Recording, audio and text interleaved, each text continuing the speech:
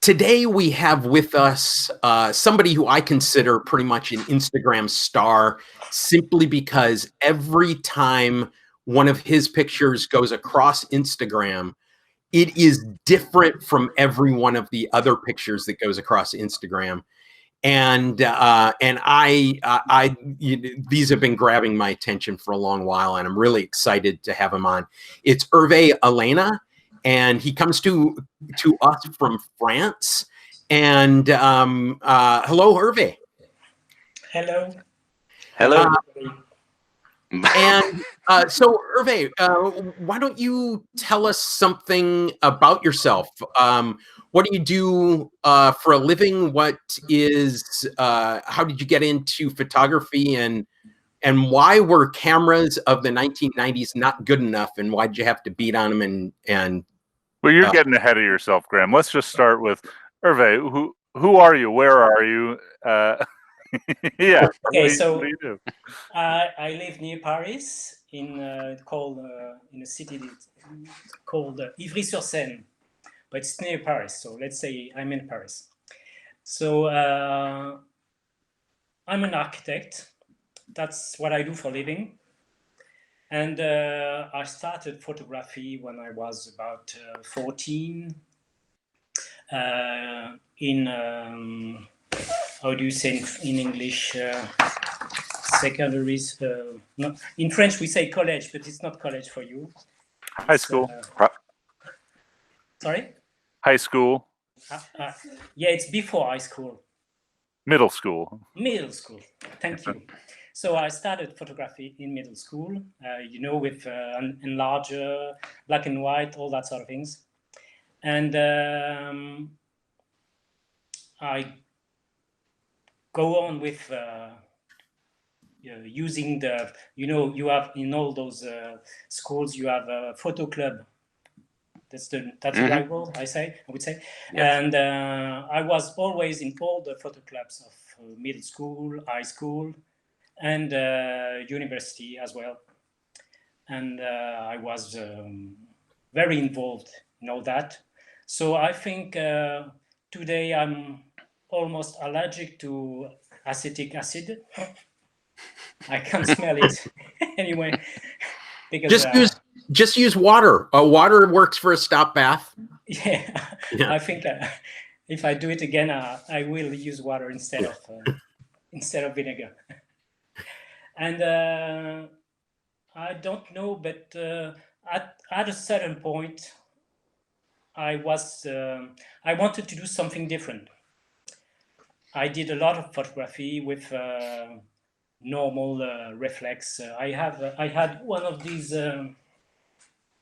Olympus OM1, which was good, but at the moment I wanted to do something different. So, and I discovered panoramic photography. So the first thing I did was to put a slit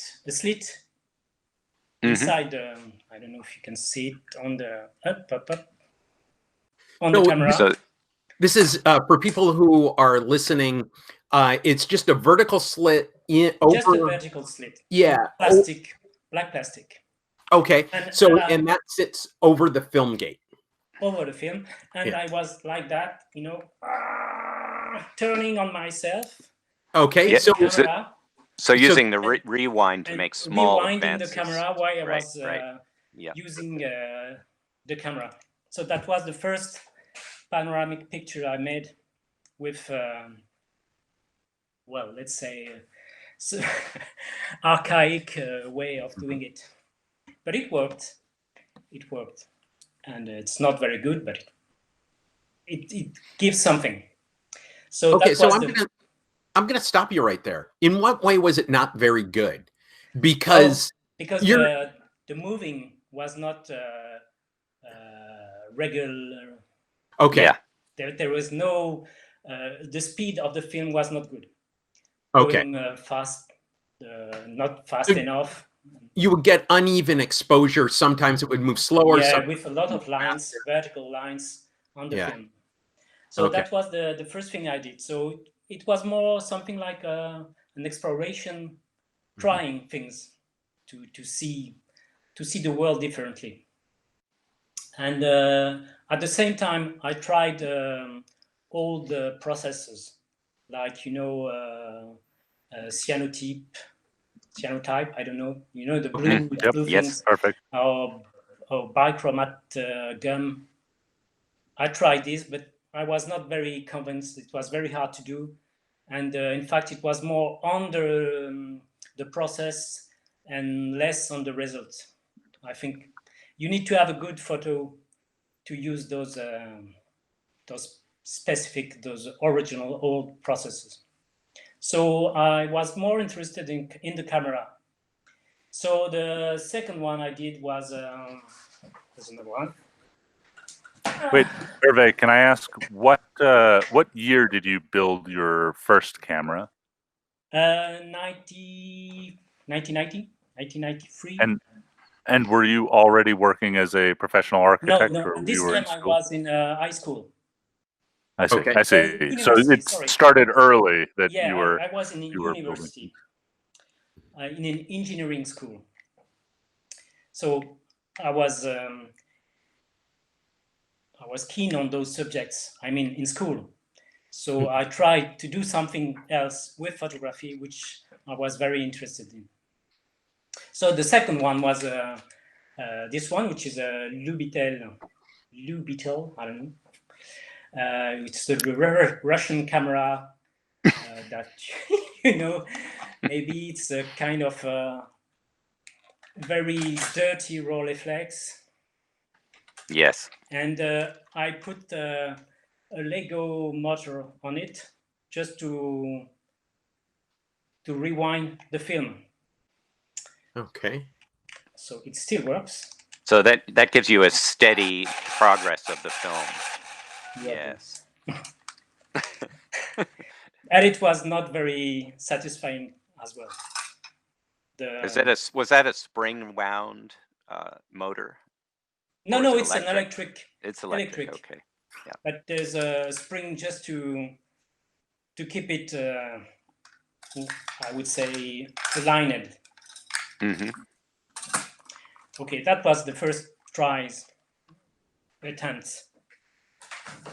So after. And that's also a slit. Yeah, it's also slit. Okay. With the 6x6 film going in front of it regularly. Mm-hmm.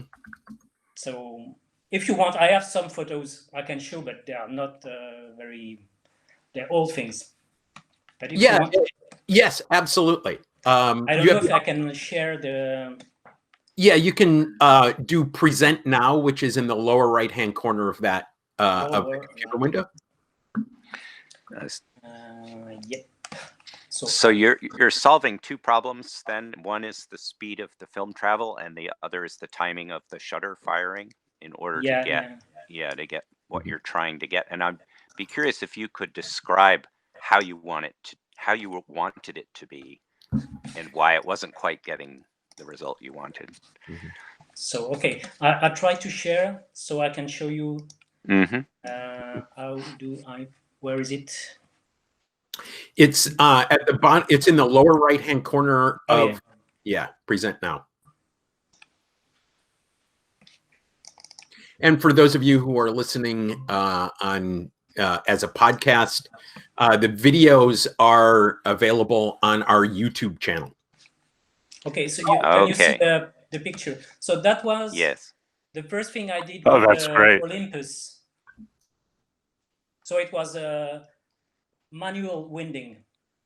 Okay, so this is with the OM1. OM1, yes. Okay. And this one is made with the Lubitel. Okay. With Lego winding. Oh, that is wonderful. So once again, is there any compositing? That figure was in the photograph at that time, or is that? So what we're looking at a long panoramic with various, there's a figure and some chairs, and it's spread out along this very long strip of film. And it looks like the slit was fairly wide because you have a whole person in one image. Is that correct? Oh no, it's well, 1 or 2 millimeters. No, it's Oh, very it's very thin narrow. slit. Okay, Very so narrow. yeah, you just happen to get pretty good registration then. Well, he's very smooth at doing this. Yeah, but you can see the stripes. Yes, Yeah. yes. Like that. So it's well, I found it entertaining, but not satisfying. I mean, technically. Okay. So I wanted to go on more exploration. So at the end of high school, I was graduated, but I didn't want to be an engineer. I wanted to do something more artistic. And well, maybe it's because of my family, I don't know. But well, I started architecture school just after. Well, in fact, not after, because I had to do my military duty. Well, in France, we had that at that moment. We had it was mandatory for everyone, every boy, at least. So I did that for 1 year, and asked myself about what I wanted to do when I was older. And I didn't want to be an engineer because all my fellow engineers were going to banks and things like that, which I was not very keen on. And I wanted to do, well, to go something more artistic. So, well, architecture was good for me because I had this engineer diploma, and well, it was okay. So I started that, and I was very, very interested. It was very good for me, and but maybe it opens mind about photography as well. So I started new projects on photography while doing my studies. So I got a new one. Okay. So we start with another one. This one was made in wood. So it was like the previous one, you know, the made from Russian camera. But this one was all made with. Can open it. It's quite old now. So I'm going to describe it for the people who are listening. This is a camera with a wood body. It looks like is it 120 film? Am I right? It's 120 film. 6x6. 6x6, 120 film, and it has a bellows front end with what is it, a folder? I mean, is the whole front end from a folding camera? There's a bellow, and you can move it down, well, in front or backwards. Okay. And well, in fact, I never use the movement. I just put it on infinite position, and that was all. Okay. And then it has a body that's partially made of wood and partially made of metal. Yeah. Yeah. Okay. So this one was with special. Well, it was quite simple, but there's only one motor, electric motor, with a wheel, and that's all. And you have a button in front, just to make a picture, and then you have to move like that if you want to do a panoramic film. Right. Or, so you swing the camera sideways. Yeah, swing the camera, or just put it on single place. Don't move and wait for something moving in front, which is the photo finish camera. Right. The same thing, but in the other way. So this one worked well, but it was well. I can show you photos as well. I have some. I start. Alors, I have to find the images.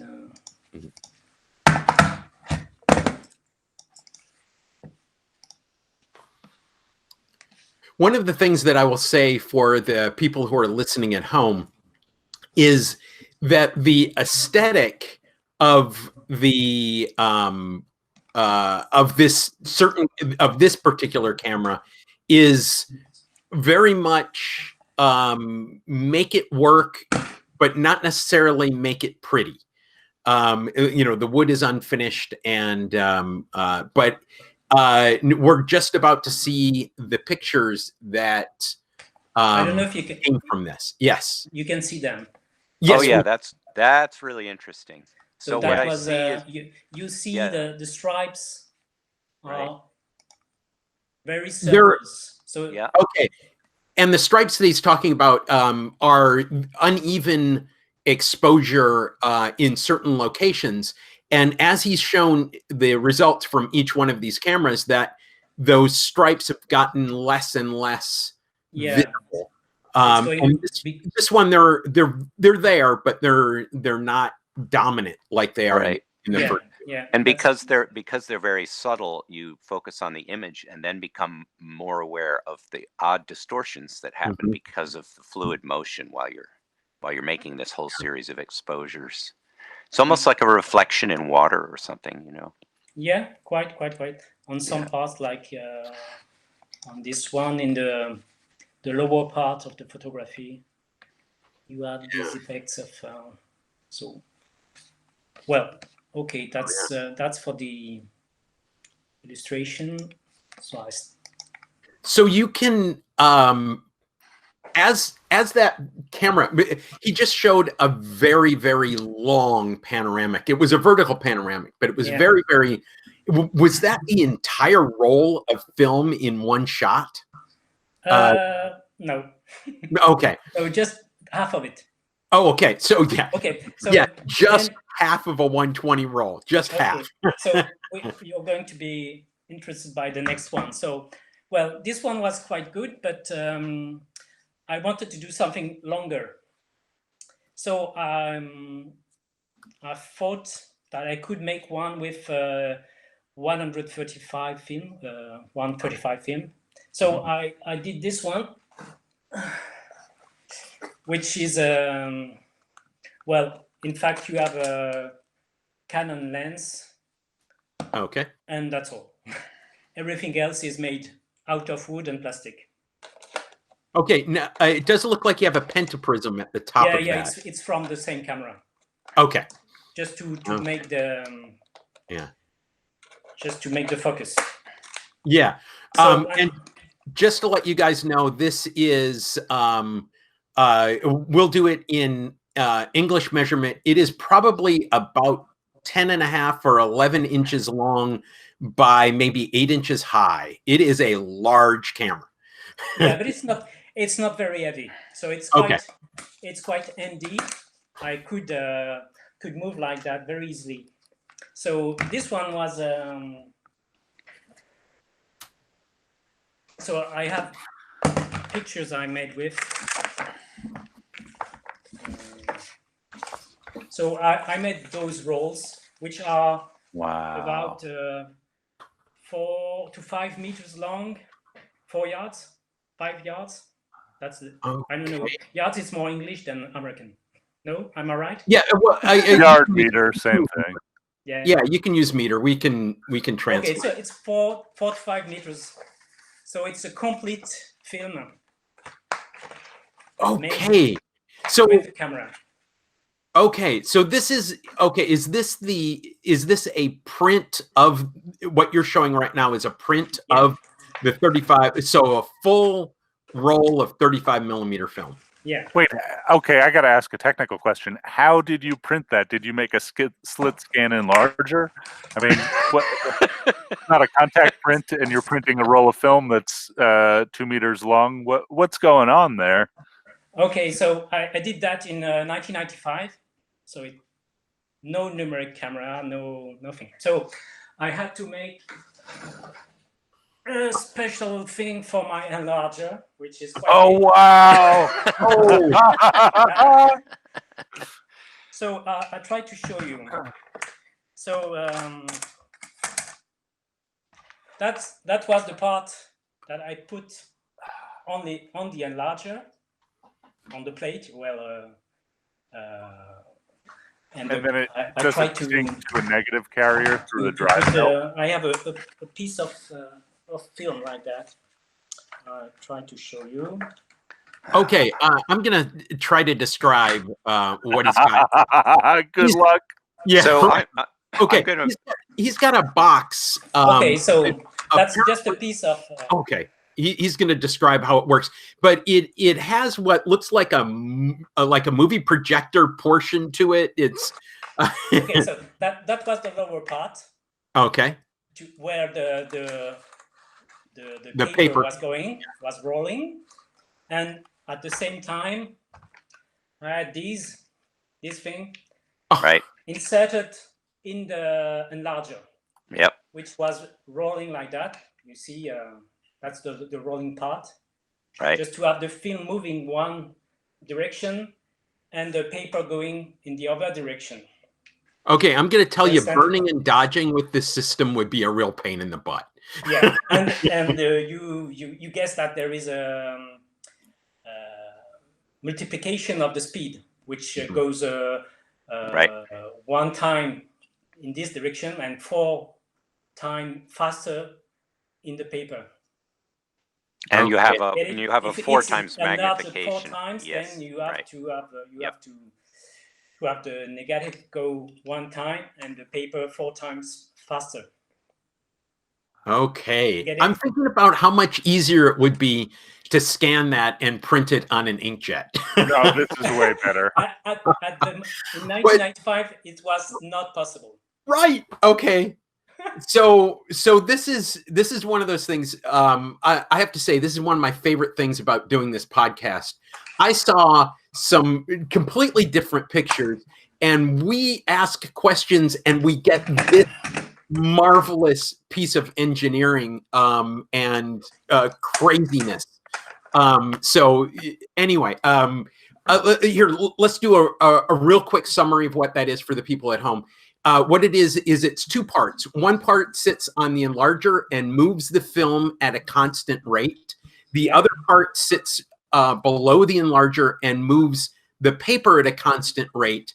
And the difference is, and the difference is that the paper moves at 4 times the rate of the film moving by, because it's being enlarged 4 times. So, wow. Okay. Okay. And I just had this more, which was on the exposed part. Just and to have like the same idea. You just have a slit of the image, just to control the exposure. Okay. So the larger the slit, the more light. Right. Okay. But if the slit is too thin, you get uneven lines on the image, which is not very good. But it worked very well.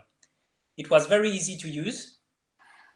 It was about a few minutes to get the paper and the film going backwards like that, in one way and the other way. And it worked very well. I did maybe 50 or more pictures like that.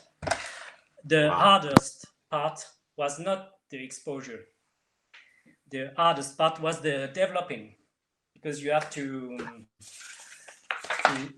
put the film inside the bath and have it more, you don't want to have stains on it, because there is more developer on one side, less on the other side, or the paper go back on the paper, and which brings stains and things like that. So that was the hard part, in fact.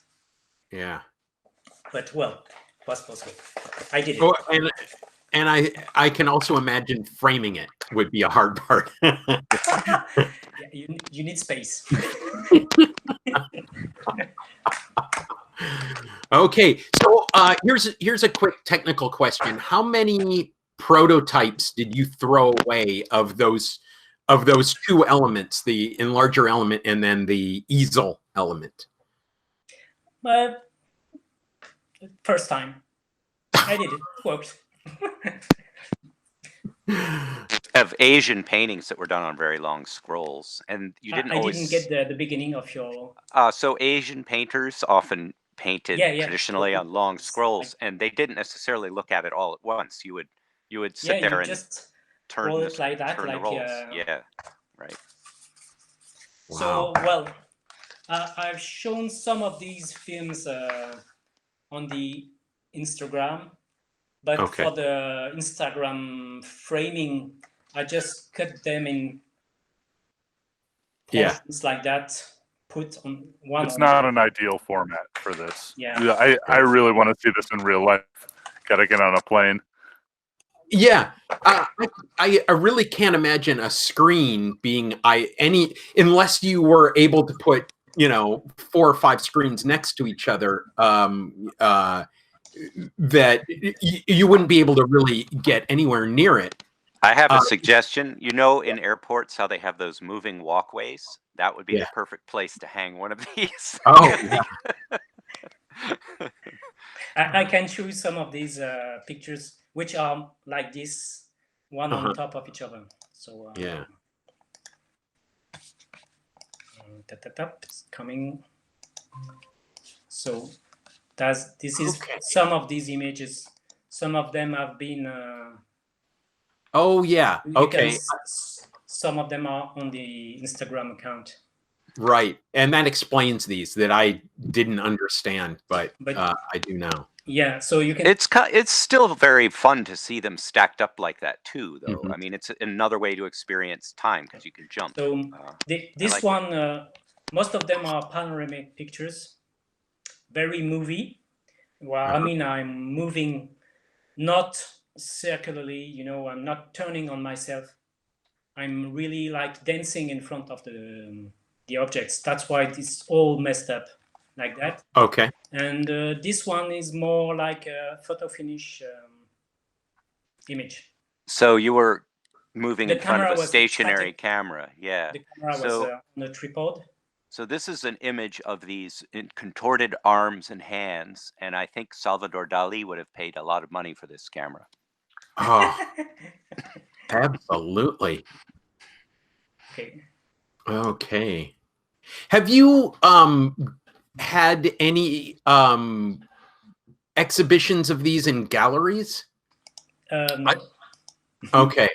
Well, in fact, no. Once there was an exhibition in Arles. Okay. But it was in the Off Festival. Okay. It's not in the main festival. Yeah. I just think that now the problem, as you said, a lot of space. You're in a standard gallery, you only may be able to display 4 of them, one on each wall, right? But yeah, you need to enter these. If you're not entering these into shows, highly recommend it. I mean, this just this triggers in my brain that little never seen it before. Oh my God, this is way cool. So something else though, which is that they are also really wonderful images, even if you have no idea how they were made, or if you couldn't care less about camera technology, and that's also somewhat unusual. I fully agree with that statement. Yeah, absolutely. So it's really about movement and gesture. So when I made the pictures, the photos, I was moving like that, like trying to find a very smooth and controlled movement about that speed. You understand? Okay. It's not moving like that. It's not slow. It's quite fast, in fact. So you can find the right speed and the right movement to have the camera to record everything in front. Okay. It's more like dancing. You understand? Yes, and also these images don't just remind me of the flow of the reflections in water, but there's also that feeling of moving water, like you're watching a stream go by. And when you're moving the camera, that we can see, you know, we're watching this video of you, you're moving in that sort of water flowing kind of way. So there's I feel a very strong resonance with water and flow in the images and in what you're doing both, because time is involved. I want to ask a technical question. Hervé, did you ever think of putting the camera itself on a motorized head, like a tripod head, to move it in any controlled fashion? Or that's, you know, because you've done such an amazing job like building this technical marvel inside of the camera, right? That's very precise. And we can watch through the iterations. It gets better and better technically. And then you just wind up using it like a total artist. I wonder if you have ever decided to use it like an engineer, you know, to get something very precise out of it, or that's not something that interested you. No, I didn't want to do that. So Here. I've seen some work of art. Like, I don't know if you know this film from Michael Snow, which is a Canadian artist. And the film is called La Région Centrale. And in this film from Michael Snow, on the top of some mountains in Canada, he put a film camera that moves in every direction like that. And the film is about 3 hours long. And you just get dizzy because the camera goes up, down, in one direction, in another direction. It's completely automatic. Well, in fact, not really, because he has some kind of control machine hidden somewhere. But it was about filming the landscape and making some film about moving in the surroundings. And well, it's must-see film, but it's more like it's more an experimental film. Maybe you can find some extract or excerpt of the film, because it's 3 hours long, so you can find it. But you can find 10 minutes by 20 minutes somewhere on maybe on YouTube or elsewhere. So it's completely automatic. And well, the film is very interesting, but I wanted something more free. That's why I talked about dancing before, you know, like moving in one way, completely free, out of you know, rotating head or something like that. Because those cameras, they exist. You have cameras that turns all by themselves and made very perfect 360 degrees panoramic images. But I don't think that was not the idea. I also immediately thought of Yves Tanguy, the sculptor, when I saw these, and those were machines, but they also danced and did crazy, chaotic things. Yeah. Okay, so in those cameras, there was one thing that I found interesting. That was that the beginning of the image is not the same. It's not the same moment at the end of the film. Like it's like a movie film, but linear. You know, it's you have a stripe of film, and there's a beginning, and there's the end. There's an end of it. So I thought that there was something that could be explored, and I saw this. Well, I knew it before. It's there's an image which is quite well known from a French photographer, or when you have there's a car going this way and the tree going that way. I don't remember the photograph at this moment because I'm quite stressed, but yeah, it will comes back. So it's about, you know, the curtain going that way in the camera, going back down or up, and it's not the same moment in the image from the beginning of starting the photo and ending it. So it's about working on the slits, but working inside the camera, not like I did for the panoramic camera, where the film is moving. This way, I wanted to do something with the curtain. So I made a new camera. So this one is the return of the Russian camera. Another Lubitel. Another Lubitel.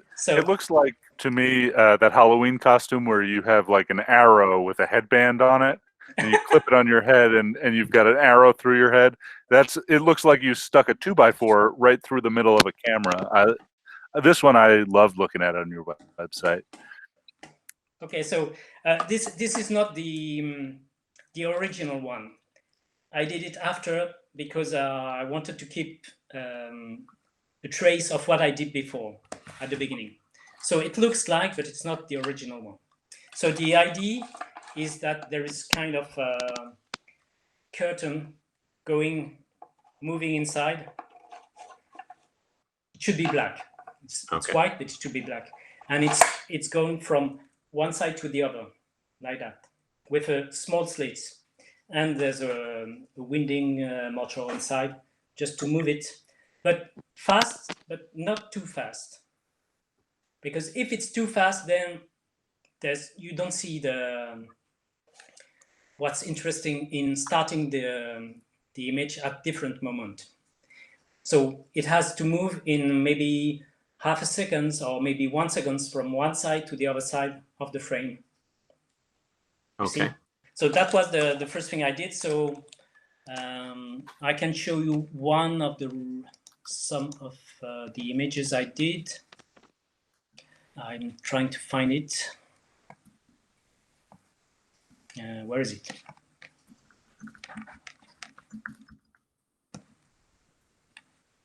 I have had to stop myself from drawing 30 different cameras in my notebook while I'm trying to take notes about this podcast. I think this is the most fired up I've ever been to build some sort of slit scan camera. Oh, absolutely. Okay, so I don't have pictures but I have some other things. So I show you other things. Okay. Which is the same. I just have a quick question. So basically, the slit is moving across the film at a certain speed, and you're also moving the camera, so you're getting a similar. No, the camera is static. Camera is not moving. I can move the camera, but it's not necessary. Mm-hmm. Depends. So you're going to see.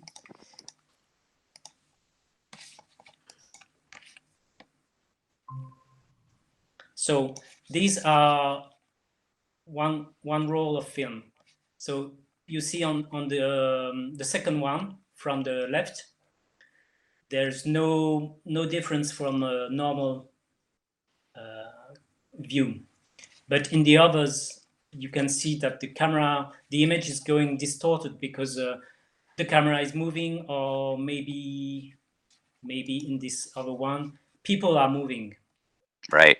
You see? Okay. So there's people, some of the people are not deformed. Yeah, no. Mm-hmm. Like so this this gives us an effect that is very much like a swing a swing lens camera would give us, in that in that the exposure of each portion of the image left to right is done at a different time. So if there's something moving, it can be diagonal, it can be stretched, it can be wavy, that type of thing. Yes. So each in this example, you have 4 images made at different moments. So it's not 4 images from the same moment. It's one after one. So in each image, it's just I'm not moving, I'm static, and it's just the curtain shutter going down or going up, depends. And you have these effects of distorting things according to their movements. So the most active people are monsters, and the calm people are look fine. Yeah, exactly. Oh yeah. Okay. Okay, so yeah. Go ahead. okay, so well, that was a good start. So after that, I was wondering if I could, instead of having just one image, but more images at the same time. But each image, one after one, but how would you say? Interlaced. Interlaced, yeah, maybe. So I made this camera, which has 16 lens.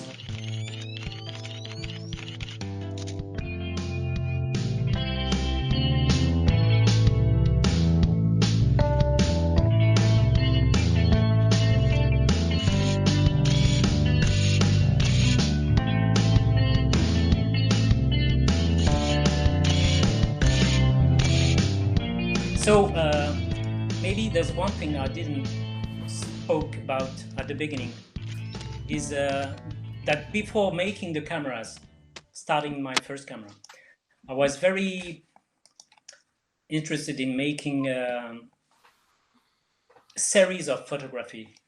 So these are very more than 30 years old pictures that I did, and it's all about making photos of moving things. So this is just you can see the pictures, I hope. Yes. Yes. So this is just a piece of plastic rolling on the sand, and I did those series of images very early, and I wanted to go on in exploring moving things. So in this one, it's just a bunch of earth, no, piece of, Yes. and I was throwing them in the air, and I did a lot of pictures of throwing things like that. And so one of the things that I noticed, he's showing strips of 5 pictures that are together, and that they're all of roughly the same scene, but the moving objects in a different location. And the thing that I'm noticing is that those pictures are a unit. There are 5 pictures that are a unit, as opposed to this is the good picture out of these 5. Or yeah. this is, you're not looking for single images. You're looking at the series of images. Am I right in that? Yeah, that's the idea. So okay. I had more pictures than that, and then I choose them to compose the series, which is in fact the result of the 5 images, not a single image. Okay. And as you say, it's more global thing, that one image after one. Yeah. Okay. Okay. And these came before the before the cameras. Okay. So I started with these things, which I found very interesting. But in the end, I was thinking of inventing cameras that could explore the moving things, but in a poetic way. Well, let's say like that. Not just recording things and this is something moving, this is something rolling, this is something I'm throwing. I wanted something more distorted, or maybe like the movement is going on and you can see that there's stripes in the moving things, and not just pictures one after one other that you can do with a film camera, a normal movie camera. Right. Okay. Now you were talking a little bit. We just took a little break, and you were talking a little bit at the in the break about unreality. You pronounce it. His picture of the race car with the oval wheel that was from L'Artigue. Yeah, thank you very much. And which I see as a very I look at photography at how it started to disrupt the art world and the painting. Painters up until 1850 did very realistic paintings, but then cameras could do that. And it put all of those artists, all those portrait painters, or a lot of them, out of business. So they came up with something else, and we see it as Impressionism, and then Expressionism, and then Cubism, and all those other things.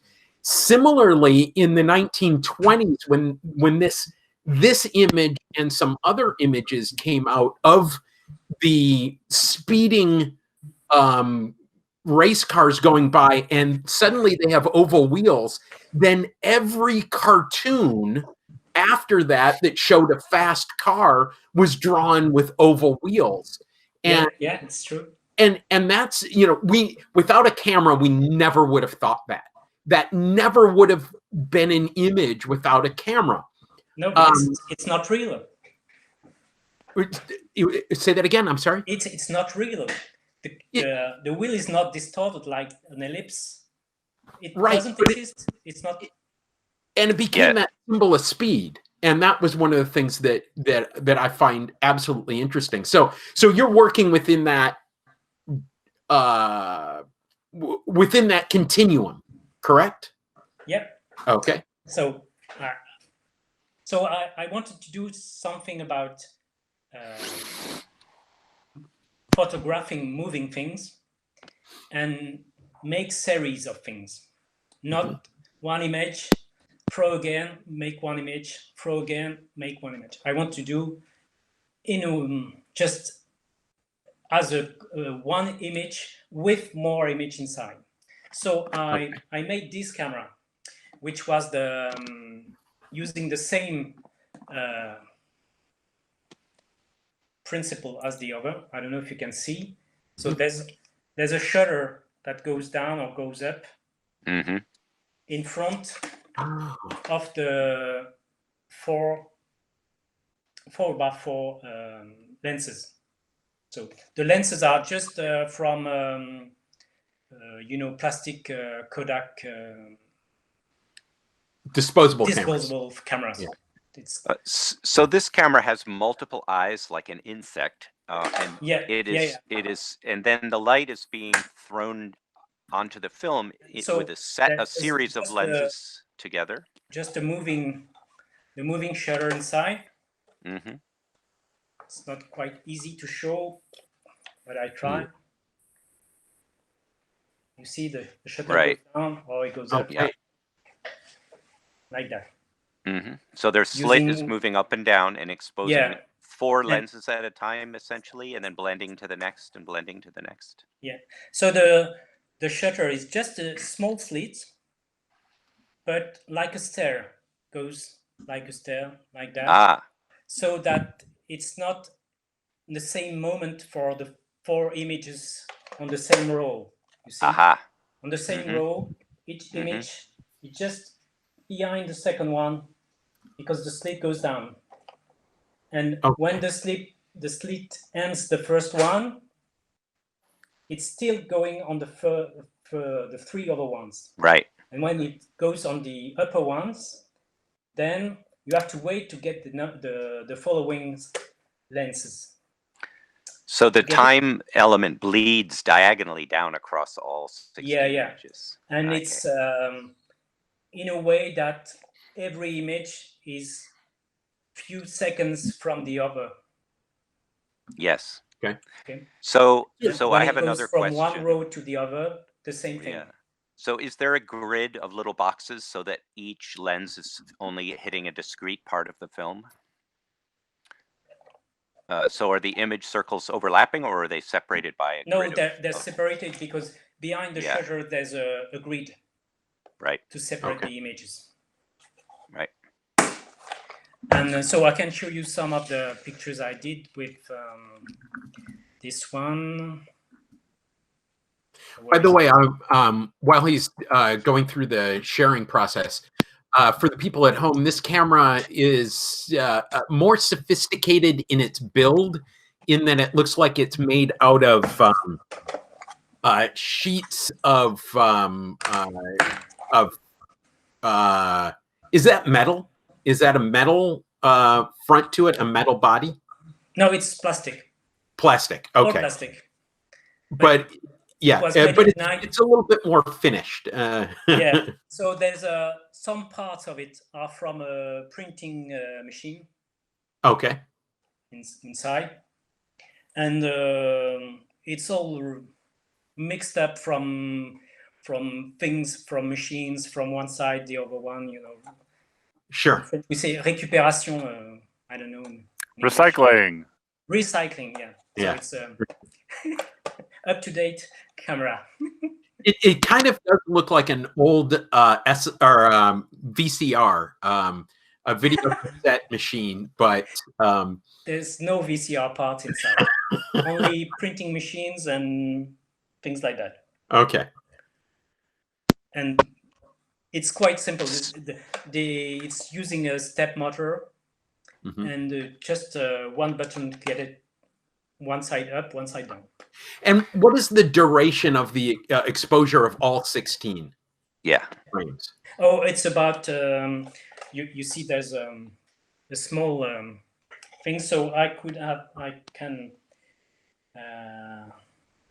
so the duration of one image is from half a second to 2 seconds. Okay, and the different speeds are how you control exposure on that? Yeah, it's okay. Yeah, that's it. You can only control the speed. Okay. That's the only way. Okay. And you can also control the speed with the size of the slit. So if the slit is very thin, less light. If the slit is bigger, more light. But when you want to change the size of the slit, you have to open the camera. So in fact, you can only make a batch of images at the same place with the same settings, and then change the film, reset the camera, and do it again.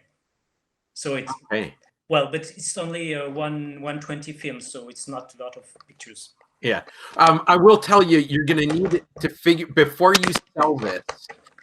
Before you have your Kickstarter for this camera, you're going to need to figure out how to adjust the slit without having to change the roll of film. But I did it. You just changed it right there, or? Yeah, but in the next camera, which is in the next camera. Oh, okay. I love what I love about all of this, and we haven't really talked about this very much, but I mean we have talked about it on the podcast a bit, is that engineering is an iterative process, right? And so it's that old adage about how like the road to success is littered with like failure, but like I think of it as prototypes, and all of your cameras are sort of one theme that keeps building and keeps building and keeps building. I really I love that about it. It's very much an engineering mindset that I see. I'd have to add that even the images themselves follow an iterative process. Each exposure is essentially a series of experiments. Okay, so I'm going to show you some images made with this camera. Okay. So I just go on the images one after one other. So this first series was made in a veterinary school in near Paris. So we can see the skeleton of a horse in the background. Skeleton of a horse, and my hands are moving just underneath. Wow. Okay. So this one is more like moving hands, moving chair. That's beautiful. Wow. So this one Your was, hands look like flamingos to me. this is a That's draw, really amazing. if I was drowning myself in the lake. Well, it's only a 2-second exposure though, so you Yeah, I could breathe.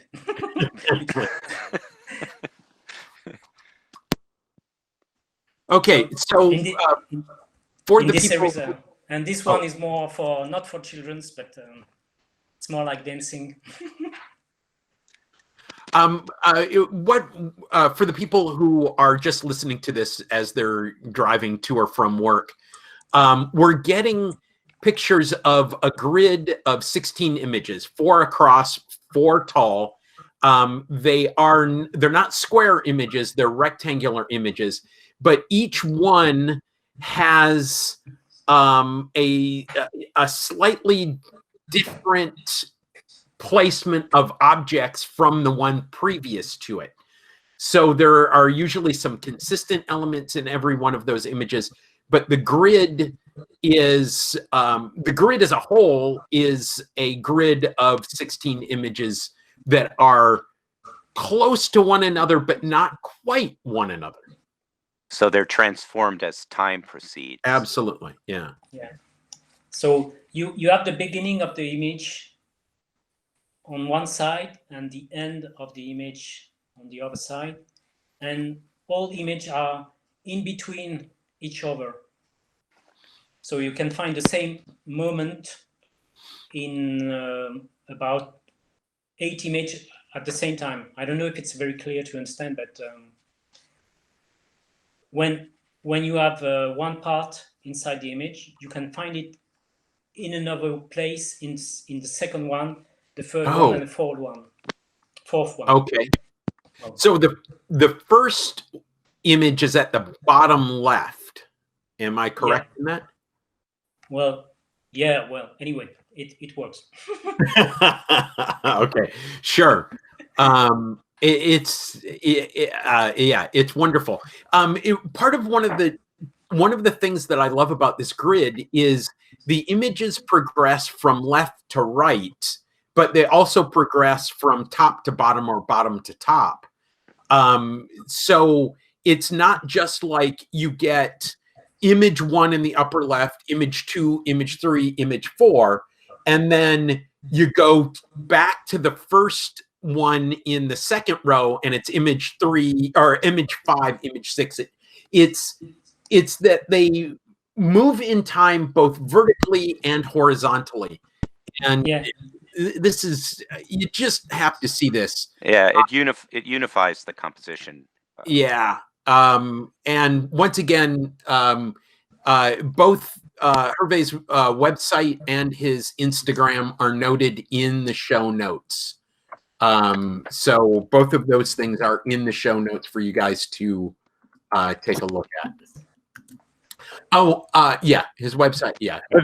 I'm going to add, like, you got to go look. Like, many of us build beautiful cameras. Hervé takes amazing and beautiful pictures. The one of the hands is like, it looks to me like a time lapse of like a flock of flamingos, flying into the air. It's really beautiful and amazing, and like it's a head scratcher in how you did it, but also just a beautiful thing in its own. Even if it wasn't done in an amazing way. Thank you. Thank you. So next one. It's this one.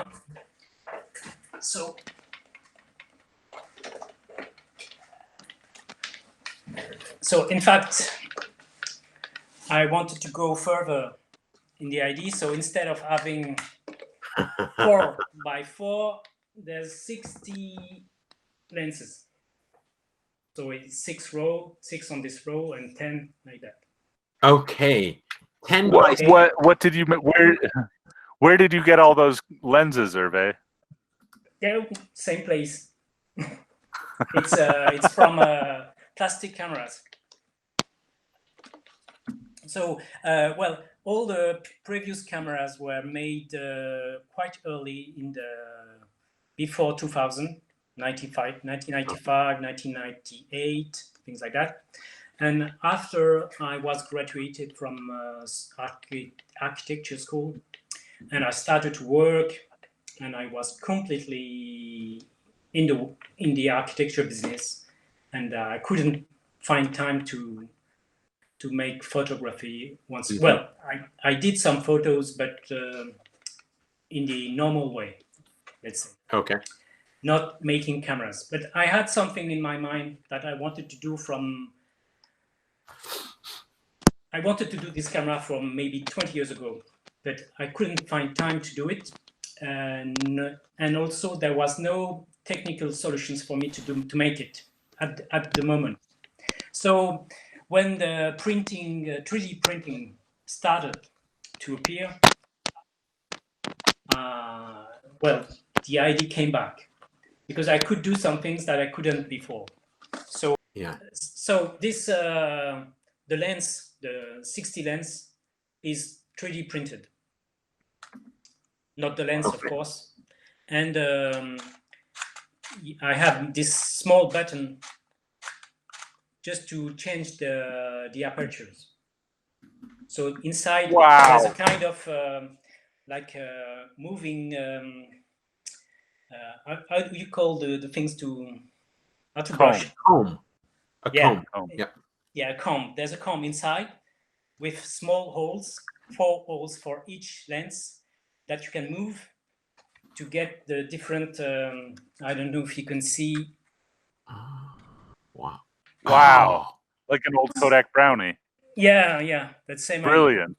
Okay, it's so this simple way and I elegant. could set the aperture. So it's from 5.6 to 16, sorry. Yeah. Okay, so that was first thing I could do instead of having to change the slit all the time. Yeah. And well, of course the camera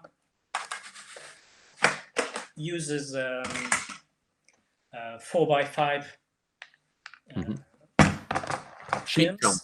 Yeah. So I have so this is an example of of 4x5 film with yeah, and it's 60 images on a 4x5 sheet of film is what he was showing us. And sorry, I have to. Okay, I just put it on. And so there's more positions in the camera. First, I can close the frame. Yep. So I can put the film holder behind, and then I can press to have it move like that and make the exposure. So I have and a diagonal shutter just scrolled by a diagonal, a diagonal slit. So that gives different exposures at different points along the sequence. There we go. Okay. Going back, if I wanted to make another picture, so there's a winding. You know, yeah, it's called the lead screw. I see you're not only using 3D printers to make camera bodies, but you're using 3D printer parts to make cameras. It's something I've been very interested in. And the shutter, the curtain here is from a Graflex camera. Okay. A Speedmaster camera, I don't know. I don't remember the name. Yeah. Because you have those great shutters, that very, very big curtains. Yeah. And so I took the rolling things inside the Graflex are inside the upper part and the lower part of the camera. Okay. Hey, does this camera have a name, Hervé? Sorry? Did you give this camera a name? We haven't talked about any of this. E60. Okay. Well, it's not a great name, but well, anyway.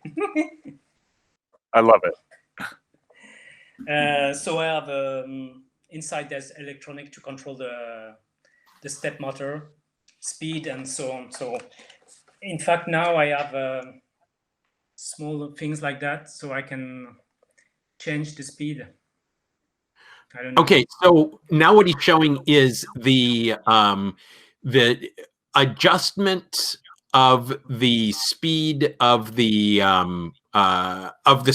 shutter going by, the shutter curtain going by, and it has a little LCD readout. And is it Arduino controlled? I don't know. Yeah, it's Arduino controlled. Okay.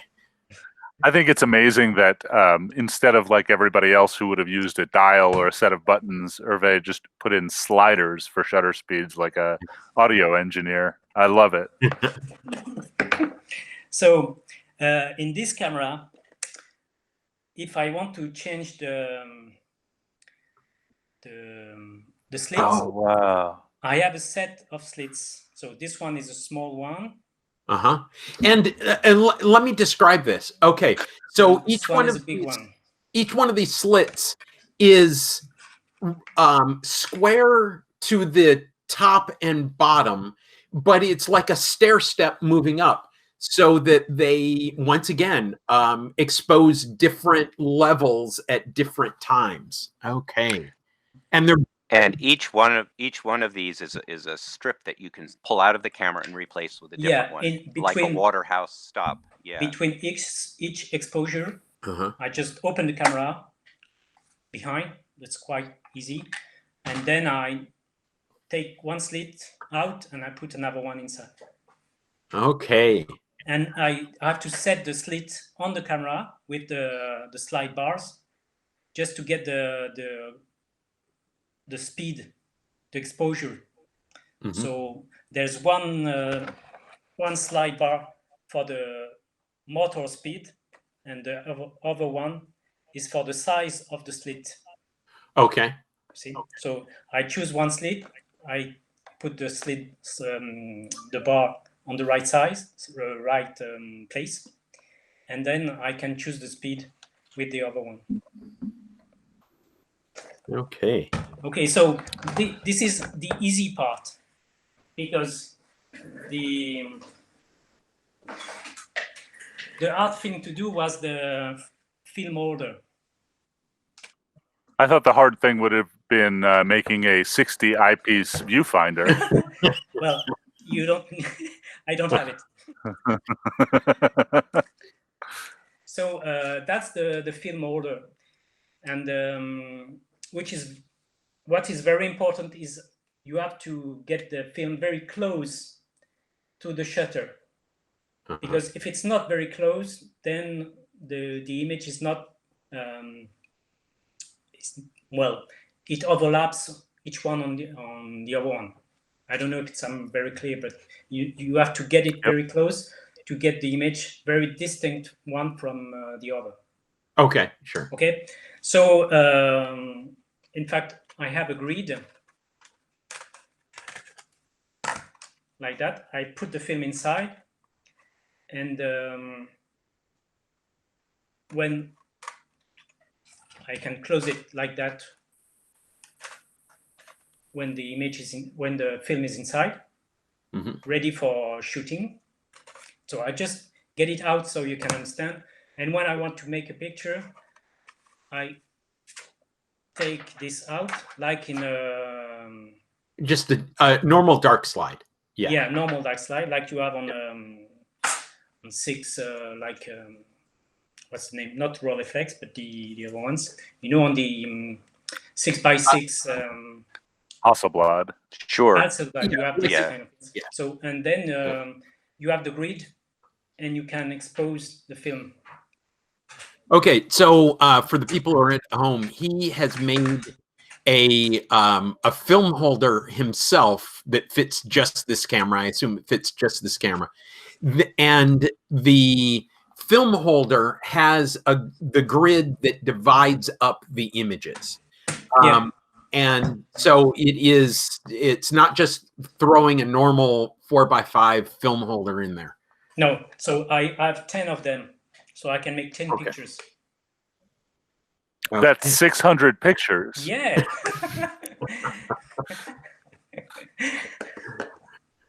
Okay. So, well, just to end with it, that's the funny part. On one side, here. Yeah. Oops, sorry. It's getting not the right speed. Okay. I have I don't know if you can see, there's a small mark moving. Yeah. In fact, it's metal. Oh, just a ball bearing. Yeah, Ball it's bearing. just a ball. Yeah. So when I make a picture with my metal ball, I can. So that's the first part. When I load the film, and when it goes in the red, it's the beginning and the end of the film. So you can see that that's the length, the moving shutter. So I can see from anywhere that the film is going on, it's moving, and when it goes up, puff, it just folds. Is that just from a nut with a magnet on the lead screw? It's very simple, magnet on screw, and Beautiful. so I can get the idea of the beginning and the end of the picture. Okay, and one of the reasons why you need that is it sounds like it runs pretty quietly. It is not loud at all. Somebody's using micro stepping. Yeah, micro steppings. That's real. That's it. So it's just to have an idea of when it starts, because sometimes I'm in front of the camera, so I need to know when it's okay. It's running. The ball is moving. First thing, and second thing, I can see I'm going too fast or I'm going too slow in the image. So I can adjust or change for the next image. Okay. And of course, I have a remote control. So it's more like James Bond remote control. Yeah, I don't know if I'd wave that around in public too much.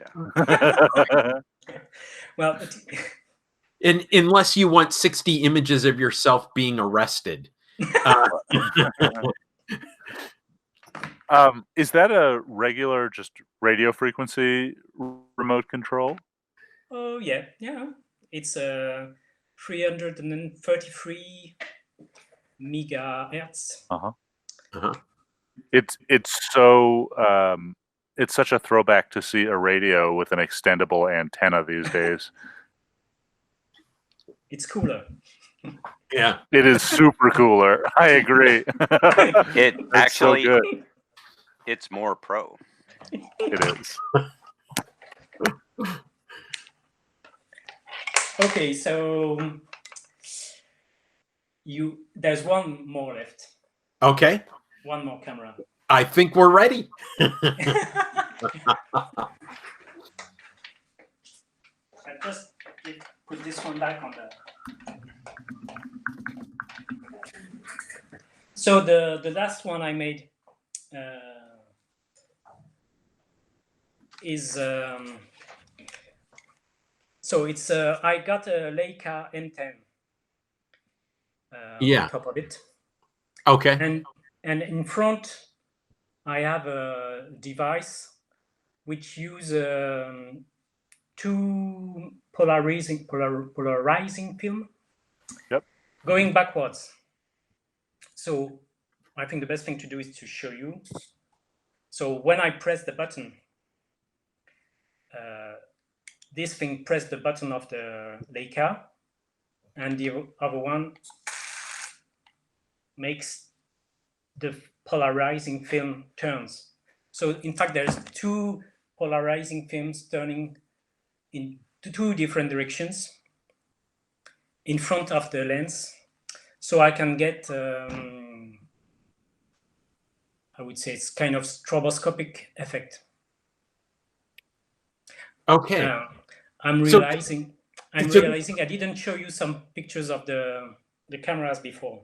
Oh yeah, we'll see those in a second, but I just want to understand this. This is a single 35 millimeter frame where you are essentially turning, using the opposing polarizing filters in front. You're essentially turning the lens on and off, on and off, on and off. Yeah. Yeah. So I can. Okay. I do it more with a lower speed. Okay. Oh yeah. Okay. It goes like that, like a vibration. Uh-huh. It's not light, black, light, dark, light, dark. It's going from light to dark slowly, from like breathing. You understand? Yes. So it's a pulse. Yeah, it's more like a pulse. Yeah. It's not, like the great master of stroboscopic film is Mr. Edgerton. He made pictures of atomic bombs and drops of milk and bullets going through apple in the 50s. Okay. That's the great photograph.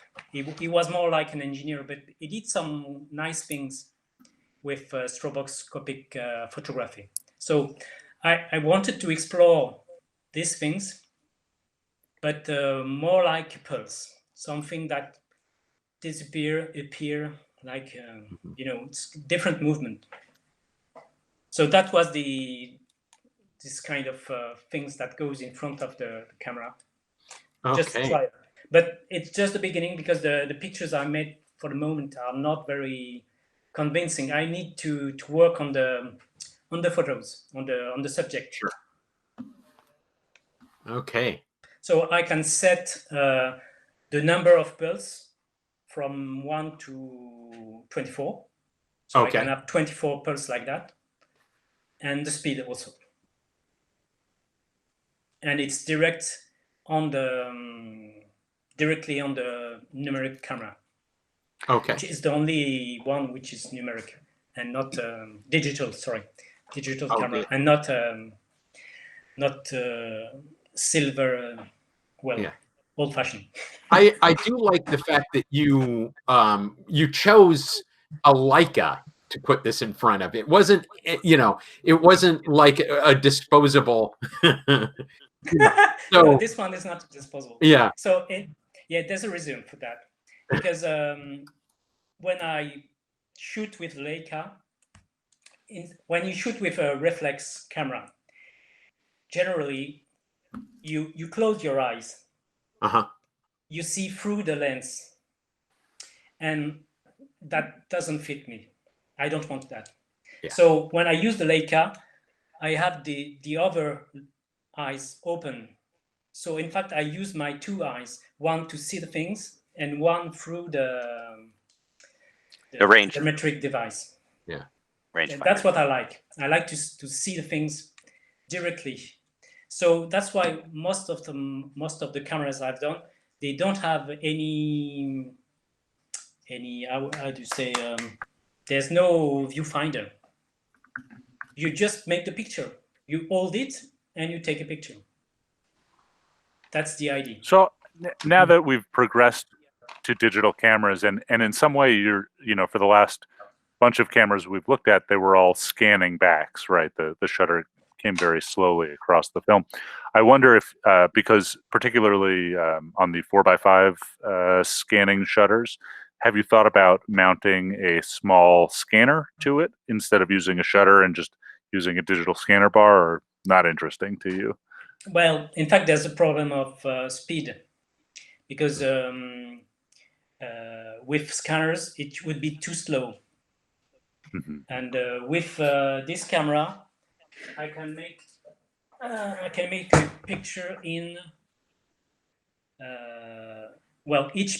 each image, one small image can be more than a tenth of a second.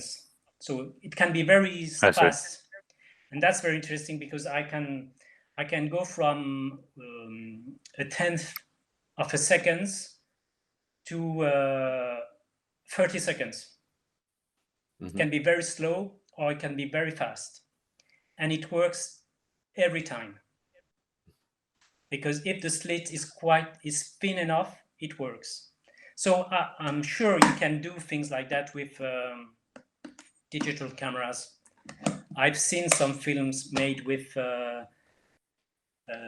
ultra high, very fast cameras, and then using computing device very well, time-consuming processing image just to take a picture from one part, put it in the other, and create this scanning effect. You can do that, but it's very long and it's not direct. When I get that, it's finished. It's all in one. Right. So after I can set it more precisely with the colors and the exposure with softwares, but well, it's more like you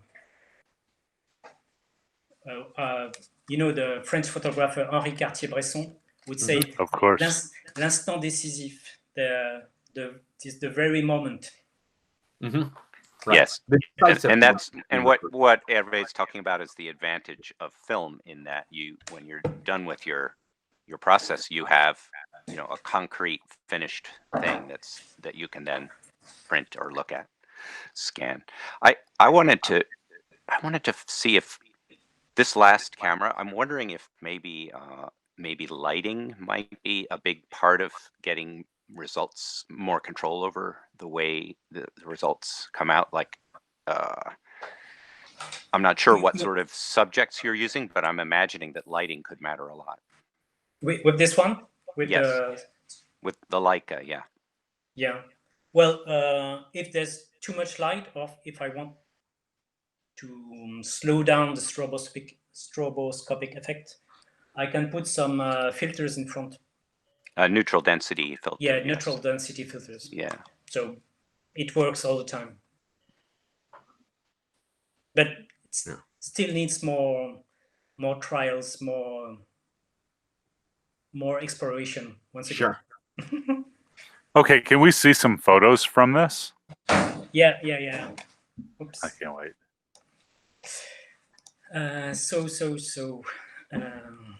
And then after I will show you some pictures from this camera 60. So where is coming?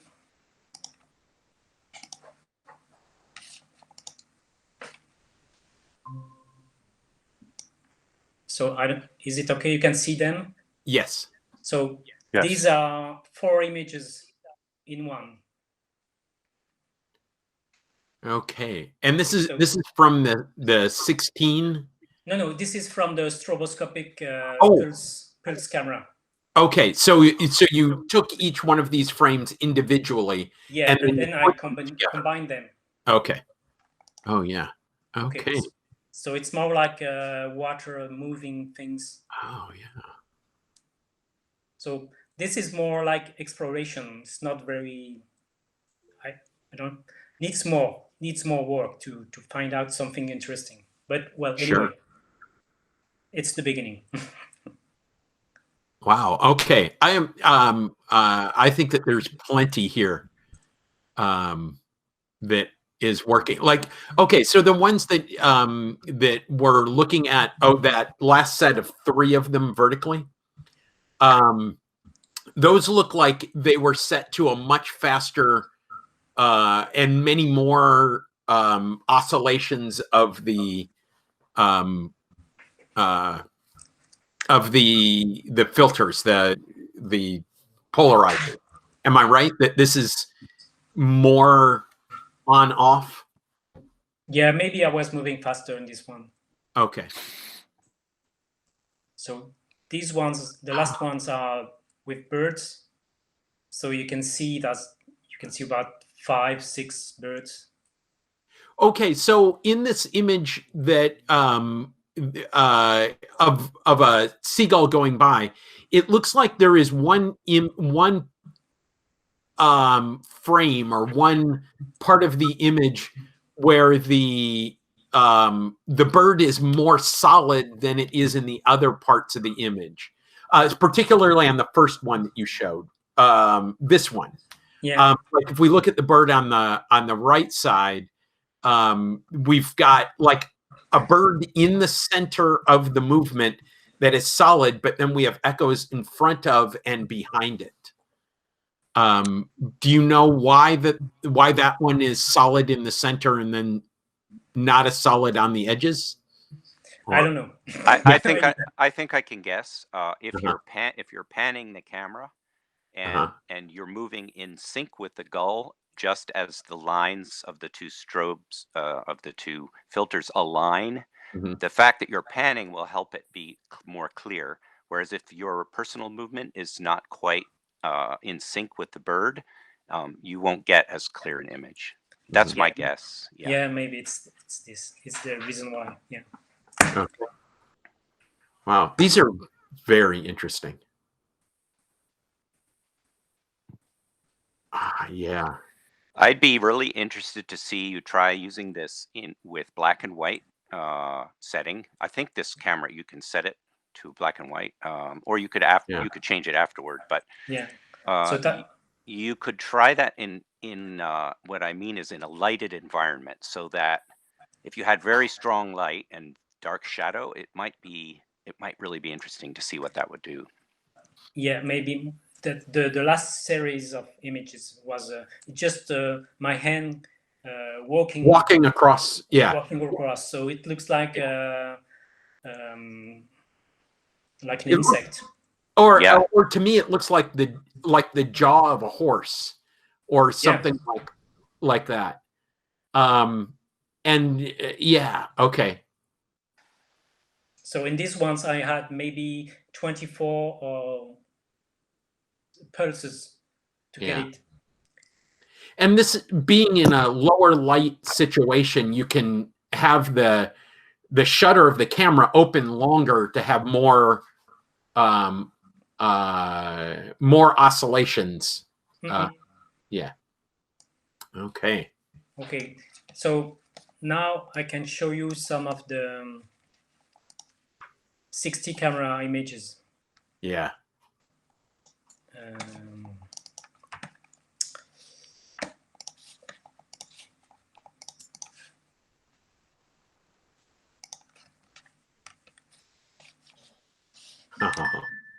So these are trials with owls. This one was in the street. So it's moving buses, cars. Oh, wow. In front. In this one, hey, Hervé, can you make this full screen? I love these. I saw this one on Instagram. You don't see all the image? You know, I can see the whole image, but if you can hit the green button so it's full screen, it'll be much bigger. Oh yeah, like that? Yes. Thank you. Okay. Yeah, perfect.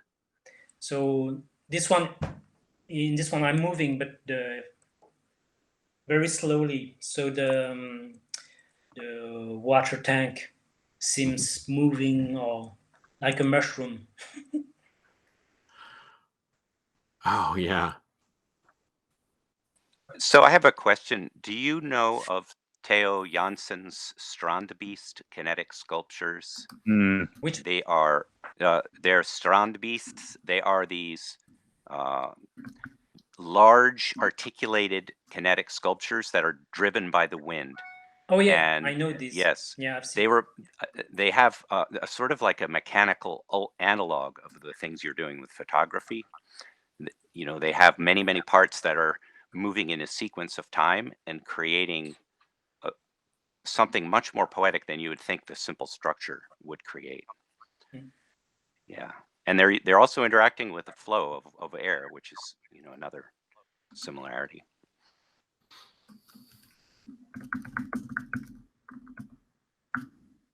These are the pictures that we're seeing right now are the pictures that are most current on Hervé's Instagram, or at least I've seen many of these examples there. So these are the ones that you can see on his Instagram right now. And once again, that link is in the show notes. Yeah, so this is the camera 60 with 60 images all on one 4x5 film frame. Yeah. So on these last pictures, you have some white stripes on the side. It was a defect in the grid. So I did some things to have this right. So it won't happen now. So in fact, for the camera 60, I had to make quite a lot of attempts, tries, and to get it right. The film order is the part that I did about 3 or 4 times to get it right. Okay. Well, I mean, it's not exactly something that you can look up and see how other people have done it in the past. No. Wow. Okay. So last batch. Oh yeah.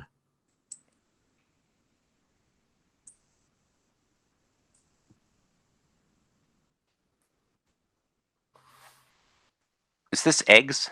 It's, no, it's steel balls, you know, to play.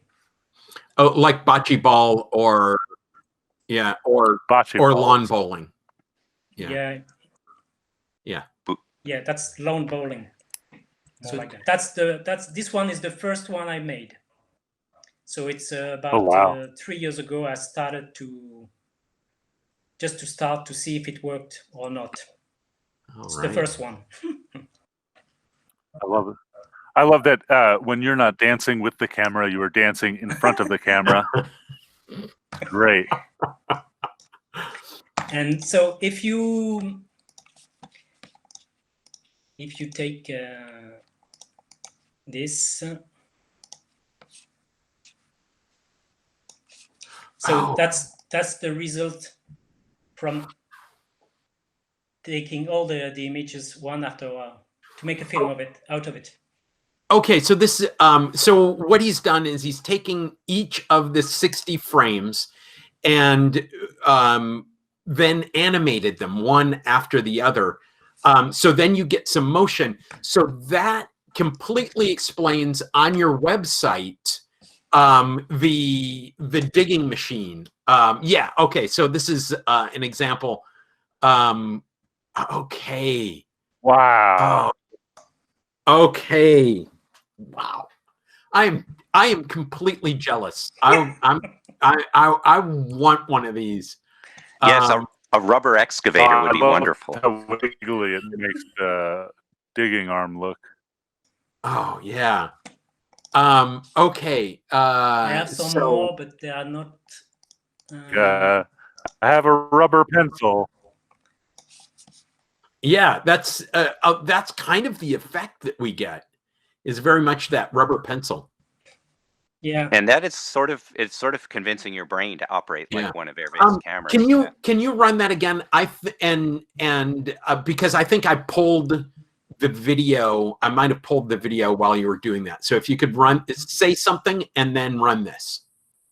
This one? Yeah. Okay, so start.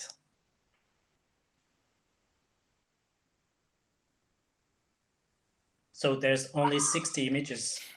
Yeah. This one is not really, but I found that the 60 images are more interesting than the film. But well, you can understand.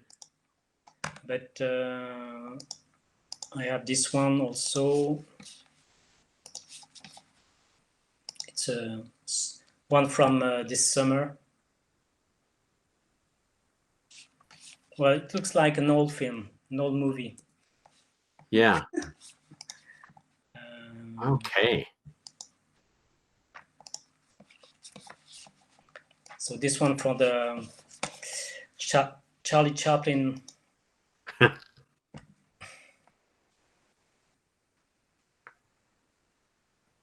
I think that was. I think that this is an early picture of Nick trying to figure out his wheelbarrow camera, which Nick keeps promising to do. But this was a little animated multi-frame picture of a wheelbarrow going by. So, wow. Okay. I don't have any clue how. Okay, so what's next? There's my clue. What are you doing next? So, last thing I did, but it's more like Okay. I needed to get the. You remember the long images I made? Yeah. So I wanted to have them on the computer, so I made this. Okay. Put on inside the scanner, just between the lower part and the lighting part. Sure. And I don't have the scanner here because it's too big. And I have this just to scan in parts like that. So I can, every time I get an old image, or if I get a new one, I can put it inside and it's just automatic. You scan 20 centimeters, it moves, scan, move, scan, move, scan. So I don't have. It's a scanner So, goose. Yeah. Yeah. Well, it's very much like Ethan's Mongoose, but rather than for digital cameras, it'll sit on top of a scanner. So one for the scanner bed. 120 for 120. and the other one Yeah. is for the 135. Yeah. Okay. And and this is I have put this on the keyboard just to press the button scan. So so each time the scanner is over, there's just a time lapse, few seconds it waits, and then the Arduino gets the 2 fingers here to press the button scan once again. I couldn't find another way, so I did that. If Dr. Seuss had designed that, it would have a white kid glove with a single finger pointing. But yeah. Yeah, I need 2 fingers. Yeah. Because in my scanner, it's I don't remember. It's command and Yeah. S. Command S. Yeah. Oh man. Okay. Yeah. Ethan, do you have any questions? So many questions. But maybe we should ask Hervé, what are some of the things that you are interested in working on next? It seems like you've had, chronophotography or some sort of time-lapse photography on the brain for just about my entire lifetime. I wonder if you have, a sketchbook of camera ideas. Like I keep one, around, and you're planning on some other ones, or you just build one and then you start thinking about another, or are there other camera builds or photographic equipment that you might be interested in building in the future that are unrelated to chronophotography? I have 2 in my mind, but well, for the moment, I don't have time to do it. But so just to wait, I'm just modifying an old one I made before, so it's just opened. You remember the one with the slit moving, just one image with peoples or the forest. this was the one. So I'm making it again. With I kept the camera apart, and I put the winding motor shutter inside the fake flash. And that looks like it's made out of a Barnack Leica, or maybe a it's a Zorki. Zorki. Yeah, okay. Mm-hmm. But it's in progress. It's not finished.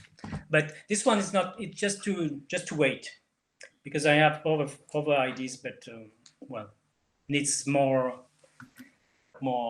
thinking. So I've been using a device which is a primitive version of some of the things you do. It's for what's called shift stitch images. And I stayed up all night inventing this, and then it occurred to me to Google it and found out you could already buy one made in China. So much for my invention. But it allows you to take a series of digital or film images across the same image circle. So it's a sequence in time, but you can pause and change things. It gives you time to, to play with. So it's a similar idea that you can make a single image over a period of time. Have you looked at that at all? I've tried some of the things you can do with an iPhone. You have some stitching image with slit image of photo finish. You can do things, but it's not very convincing. Yeah, so the result is always very ugly. So the thing I'm using allows me to use a high quality digital camera with a small sensor, and then I shoot through a medium format lens. So in this device allows me to make a composite image of 8 separate images with a high quality lens and a good camera. So you can get a good result. It's nowhere near as interesting as what you're doing, but it's something in the same ballpark. Okay, I will have a look at it. Yes, the Chinese device is called a Rhino Cam.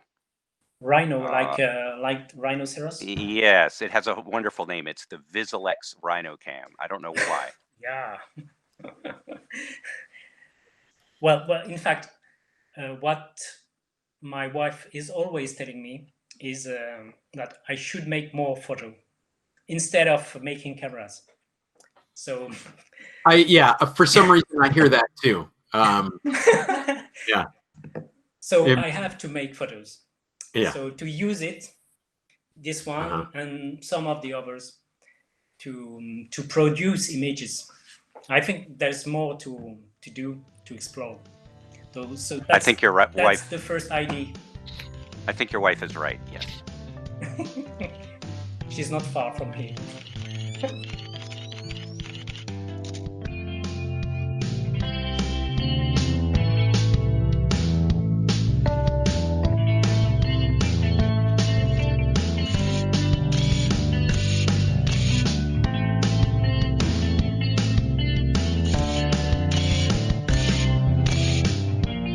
Hervé, is there anything that that we didn't talk about yet that you would like to mention? Anything that you're interested in? Anything that we've not asked that you want to tell us about? Well, maybe the goal with all these cameras is to find a way to create something more artistic. So I was very keen on cameras. I like them.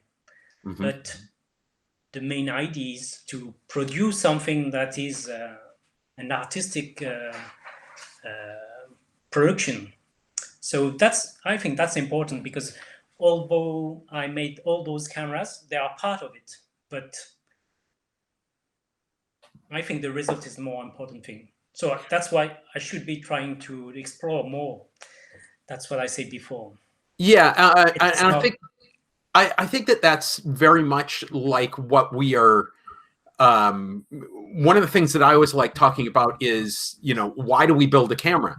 To do something that we cannot do with existing cameras. And And I think that that's pretty plain with yours, that there are not existing cameras out there to do what you want to do. Although I will say with the slit scan, I do have the lomography spinner.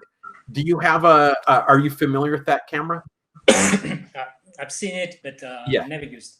Yeah, and it does a lot of what the slit scan concept. It does something very similar to that, is what I'll say. But it is nowhere near as versatile as the versions that you have. But nothing, I've not seen anything like these multi-lensed cameras that work in the way that you have them working. It seems to me that there is a strong resemblance to dance performance, which in a sense, it's like you're trying to build a better dance partner with your cameras. And I like that a lot. A lot of this sort of experimental camera kind of goes in the other direction, and you have to struggle to make it do something good. It's more of an impediment. These don't seem like impediments. They seem very well thought out, and I'm very impressed. I like the work a lot. Thank you. Okay. Do you have anybody you would like to say hi to? Anybody you would like to shout out to?